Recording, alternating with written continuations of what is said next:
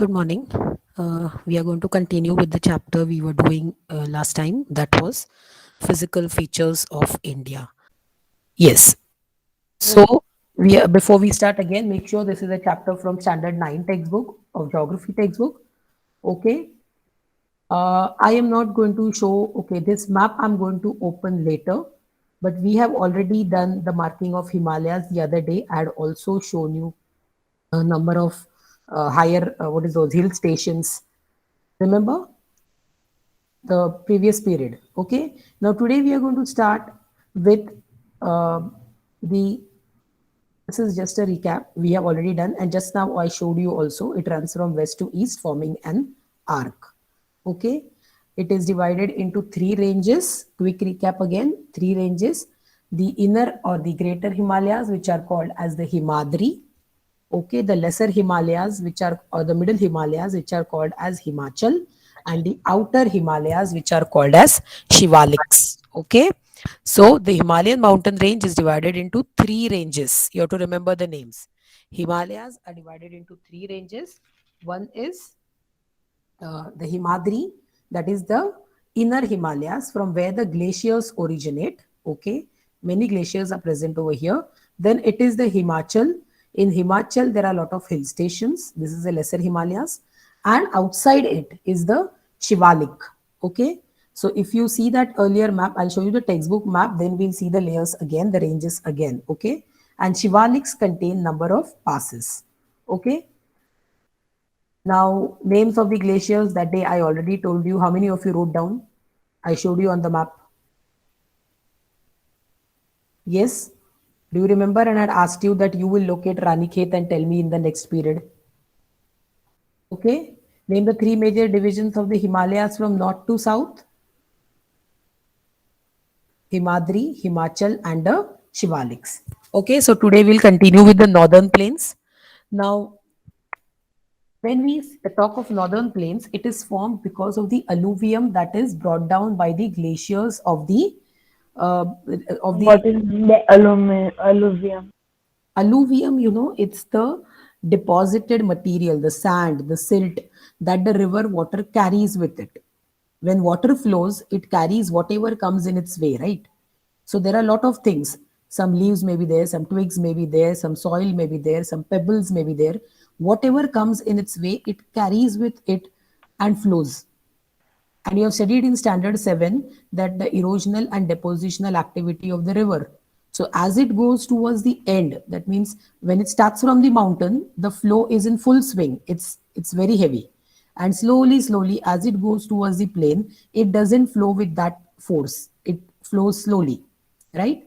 And slowly the force decreases. And when the force decreases, the see, when you throw water directly from a bucket, what happens? Everything that's in the bucket will come down with it, isn't it? But when the when you throw the water on the floor, when you just tilt the bucket on the floor, the water will spill on the floor and it will start flowing slowly.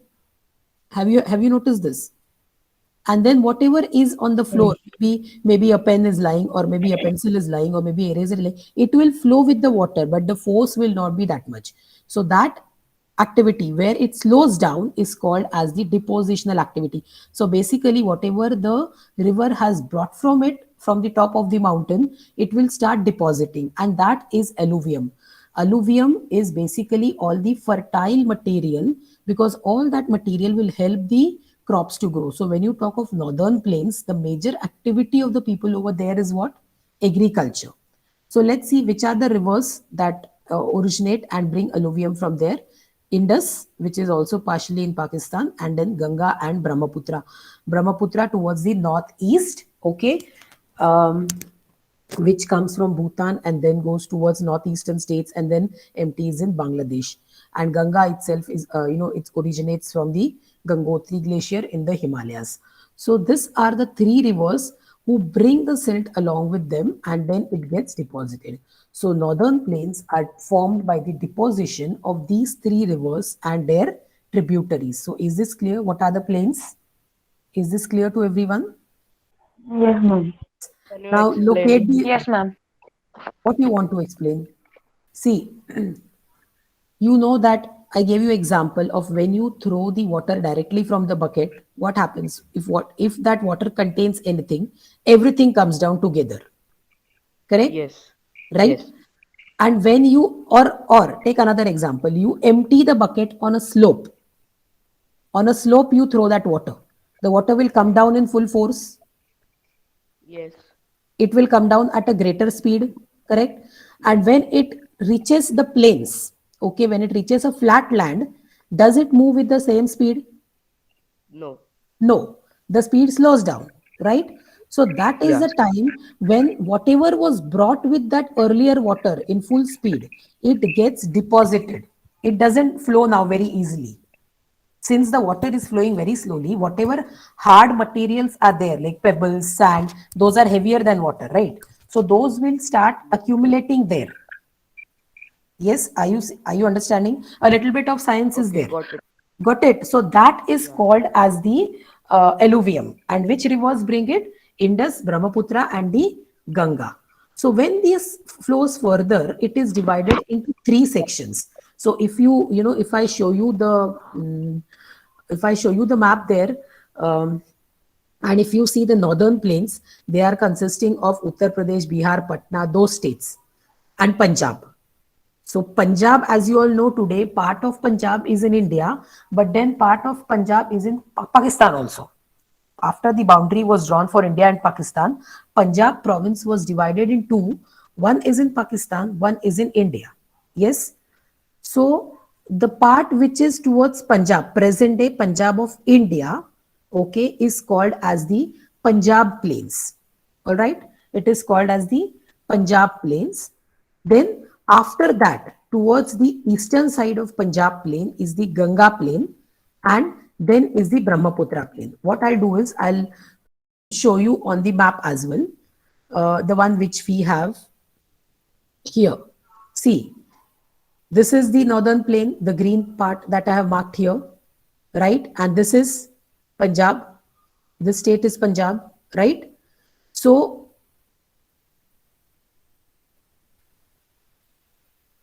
if I show you this northern plain is divided into three parts, okay? This part over here is called as the Punjab plain, okay, because this contains the present day state of Punjab, and it is extended from Punjab in India to Punjab in Pakistan. So it will end here somewhere. Are you understanding? Then towards the east of this, you have got what you have got? The Ganga plain. Okay, this is the Ganga plain. So whatever is here in state of Uttar Pradesh is the Ganga plain. Okay, and towards the end, this part, okay, this part is called as the Brahmaputra plain. Brahmaputra.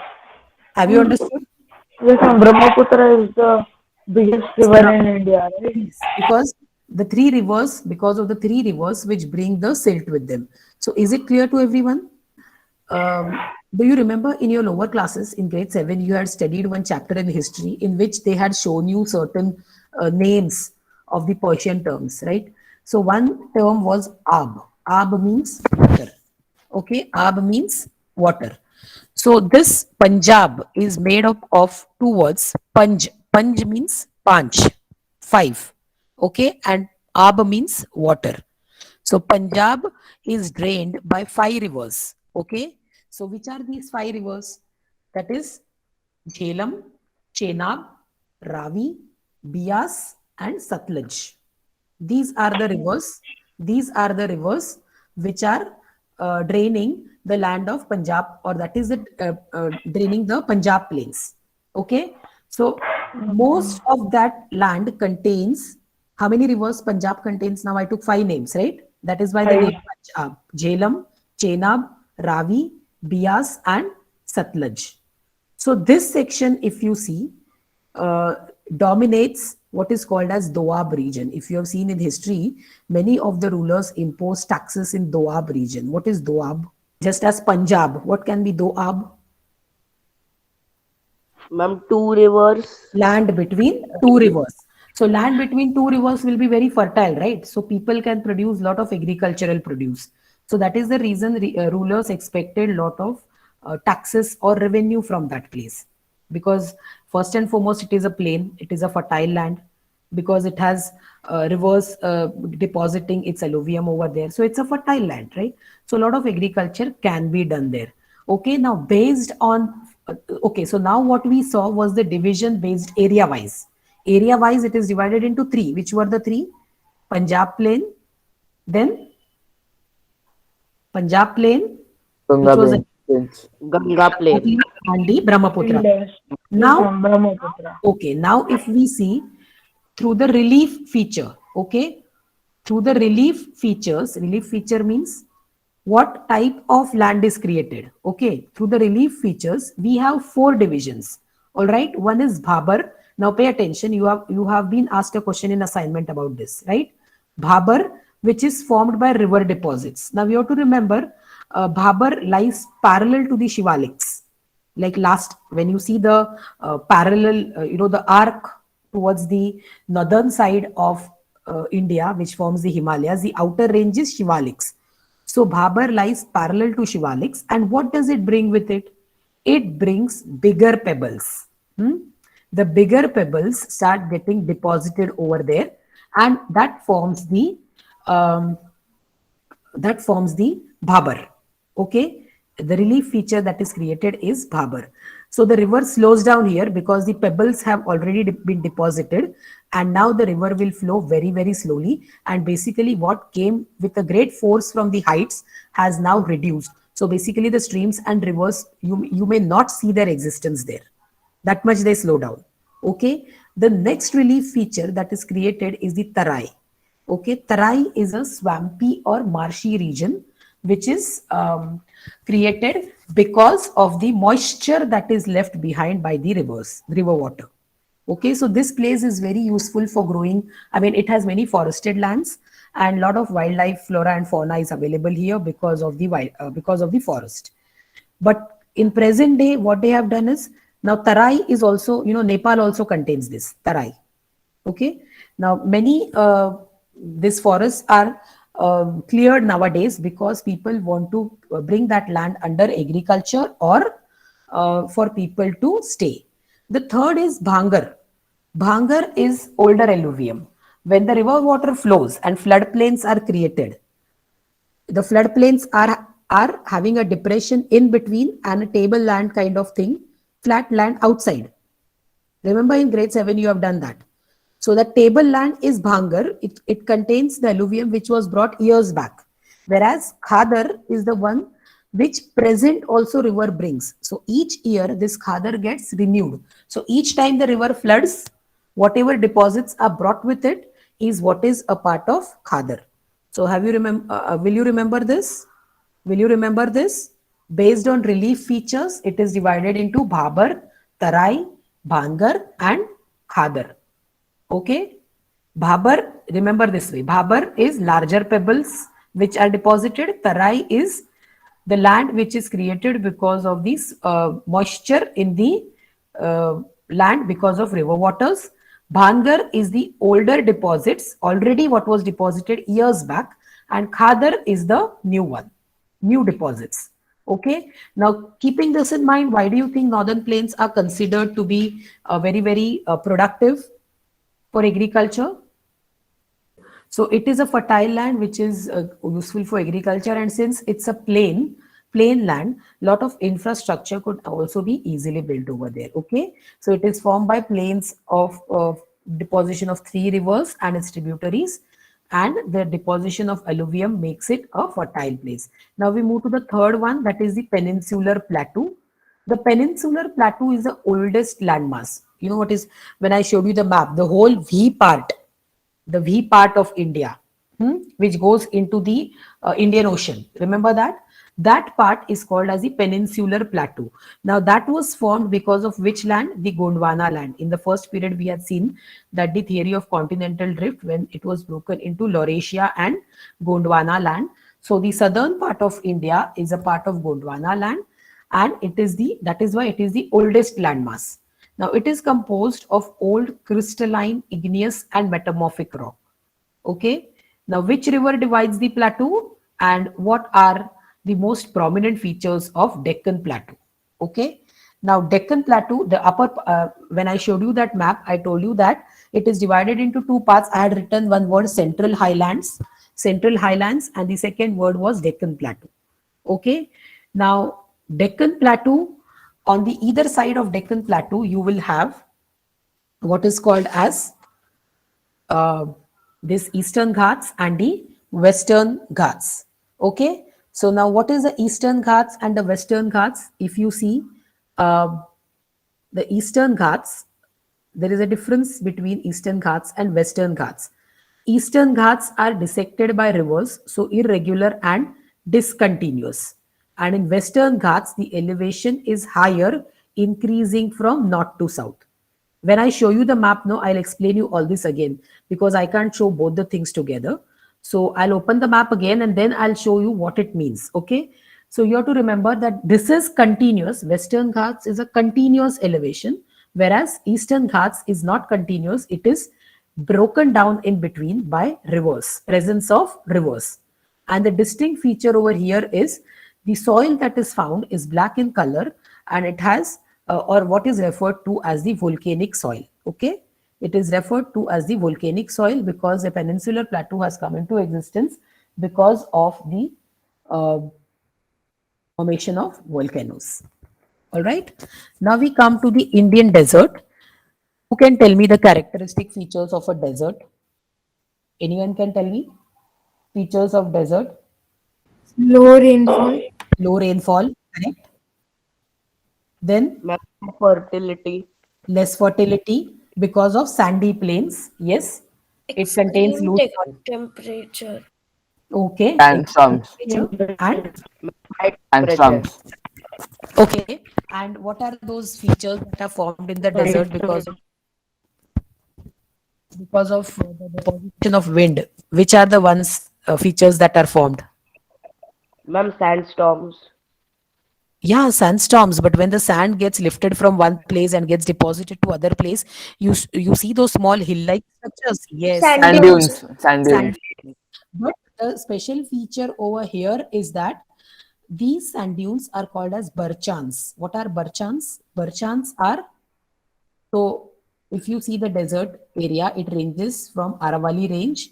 Okay, then as you said, it is a sandy plain, arid climate, that is a dry climate.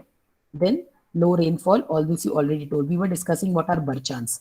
So what are barchans? Barchans are crescent-shaped sand dunes. You know what are crescent shape? It is circular towards. You have seen the crescent moon, right? How it is? Crescent moon. Have you seen?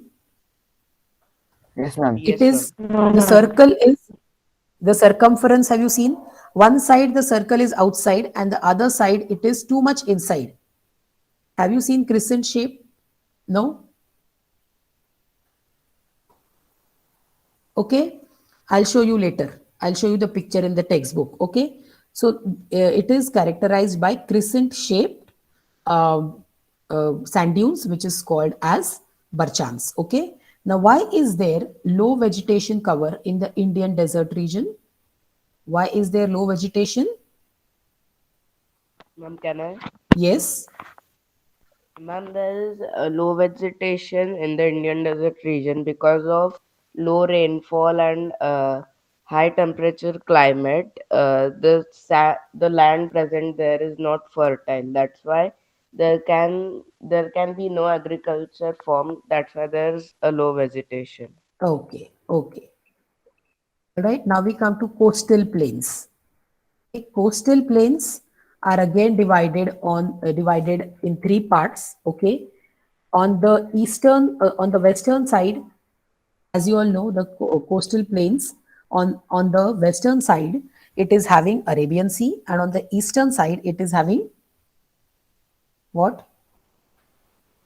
Bay of Bengal. Bay of Bengal. Correct.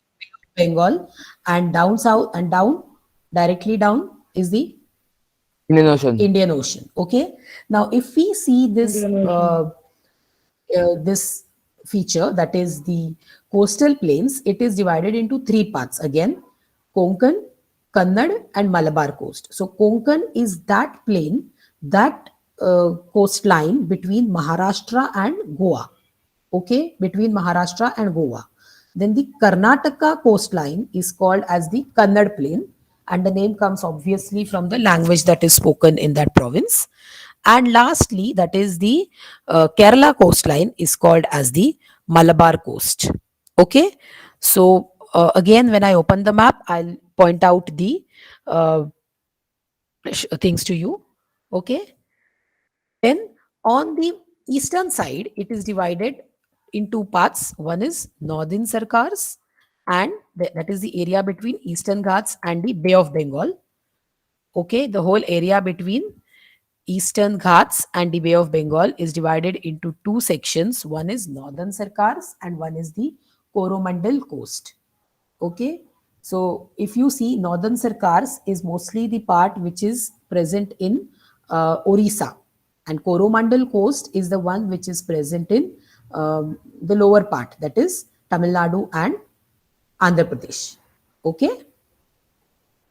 so now the last part is the islands. So which are the two set of islands that are Can you present? explain the coast plains again? Lakshadweep I will, and 1 minute, just give me 2 minutes. We'll finish the Ma'am, discussion of islands. I'll keep the map open because otherwise, it is very difficult. Okay. and Yes. two Let's, island groups are Lakshadweep and Andaman Nicobar Island. okay, Lakshadweep and the Andaman and Nicobar Islands.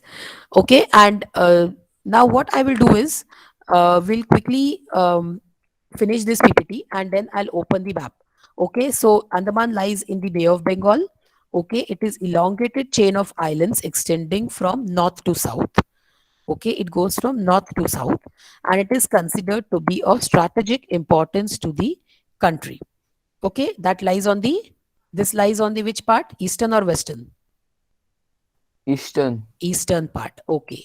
And Eastern, Lakshadweep lies on the western part. It is in western. the Part. Arabian Sea.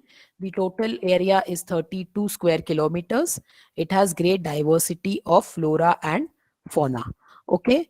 Now, how do the diverse physical features help towards the development of the country? Do you think if our country has features like mountains, the highest mountains, that is the Himalayas, or it has northern plains, or it has coastal plains, or it has desert, do you think it is going to help in the development of the country? Because we have done one Yes, entire ma'am. chapter Yes, on ma'am. development. How And as the And as tourist places, it is? tourism, for tourism. Okay, tourism is one part. What else? ma'am, may I? Yes. Ma'am, as there are different physical features of every different kind of land, there can be variety of things we care to develop the country. Correct. See, first and foremost, if you see Himalayas, they are the tallest mountains. So they provide a natural barrier to the country. Okay, it is like a protective wall for India. Secondly, as you said, since Himalayas is a like a lot of the middle Himalayas, they contain the hill stations. So obviously tourism is possible. Okay, then when you come to northern plains, a lot of development is possible due to agriculture. Okay, even lot of Agricultural development. infrastructure can be built there, like railways, roadways, that can be built because it's a plain land. Okay, when you talk Where, about coastal regions, yes, the port activities are possible, trading is possible. Then when you talk of plateau is rich in minerals which is necessary for the industrial development. So yes, ma'am. yes, so each physical feature of India is complementing each other. Okay, and that is the reason we should. So see, now I'll put the map here. So now what you will do is on the map, you can understand it in a better manner. So if you see, this is the map of India. Yeah. So if you see here, can you see this? Okay, I'll show you on the map now. Hardly how much? 2-3 minutes are remaining. Okay, so can you see these lines, vertical lines that are drawn here? Horizontal lines, sorry, the horizontal lines that are drawn here. Yes, ma'am. Yes, so this is the Himalayas. So see, it is extending from the northern India to the northeast India. Can you see here? It is still here, and it is Yes, forming a ma'am. arc. If you see in geometry, it is a arc. Correct. Now this part Yes, ma'am. is the inner Himalayas. What is the inner Himalayas called? Himadri. Okay. This is the greater, or Himadri. this is the, yes, this is the greater Himalayas or the middle Himalayas, which is called as Himachal. Okay. And this is the outer Himalayas. So if I zoom it a bit, okay, you will see the names. See here. Can you see? This is the Shivalik. Okay, so this is the inner Himalayas, this is the greater or the middle Himalayas, and this is the Shivalik or the outer Himalayas. Okay, below that is the northern plain. So northern plain is, Ma'am, yes, northern plain is covering which states? It is covering Punjab, Punjab, uh, Uttar Pradesh, Patna, Patna, right? And yes, even ma'am. parts of Madhya Pradesh. Ma'am, Okay. yes, ma'am. Now, what I was talking, see, these are the rivers: Indus, Jhelum, Ravi, Satluj. Okay, these rivers, they bring the water, and this water gets deposited here. See, the rivers here will be flowing in full speed. See, this is a slope, right?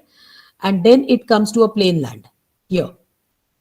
So here you will have, area wise, it is divided into three northern plains. Which are those northern plains? First is, this part is which plain? Punjab plain. Punjab, This is Ganga Plains, Ganga plains, and this is Brahmaputra, Brahmaputra plains. Okay, and relief feature wise, do you see this is this a similar kind of relief feature that is formed? There is slope in between, there is plain land in between, there is elevation in between. Can you see this? See, here is plain land, correct? So the rivers which bring down the alluvium soil here, see here the line is straight. Can you see this? So this means it is a plain. So here what you will find, the very first feature was Bhabar. Ma'am, Bhabar, correct? Then it slowly, again the rivers start appearing, the water can be seen because the slope is here. And then what happens is, which is the next feature? Bhabar, Tarai, Terai. Tarai, okay, Tarai. And then here you will have both the other features, that is Bhangar and Khadar. Bhangar and Khadar. Ganga And and why Khadar. would there be Bhangar and floodplains over Khadar. this side? Floodplains over this side because already you all know Assam is having the largest rainfall in India, highest rainfall. So the water that is present here will be much, much more, forming the floodplains. So the outer part here is called as the older, what is the older alluvium called? Older alluvium is called as Bhangar. Bhangar, and the newer, which gets renewed every year Others, because of floods, Khadar. Other. others, Okay. Khadar. This is the place where the Indian desert lies. Okay. Then, if you see, this is the Eastern Ghats and the Western Ghats. Now, I told you Western Ghats are continuous because it's a complete coastline. See, there is no elevation or nothing. It directly forms a V. So there is no breaking. Whereas in Eastern Ghats, if you see, okay, can you see a part coming out from here? Can you see a part coming out from here? And can you see what is this part coming out? It is forming a delta, correct? The Mahanadi in Orissa is forming a delta. The Godavari is forming a delta. So here the area is not continuous because the river water drains out where? In the Bay of Bengal, correct? So the Eastern Ghats are not continuous. They are broken because of dissected rivers. Remember that sentence in the PPT? Have you seen that? Why it is dissected? Okay, right? And last, here, this whole thing is our Deccan Plateau. Okay, is it clear? Is it clear from this now? Yes, ma'am. Yes. So now I will stop. So see you soon. Bye bye. If you like our videos, do share them and subscribe to our channel. If you want awesome quizzes, write to us. Keep watching and keep learning with Walnut.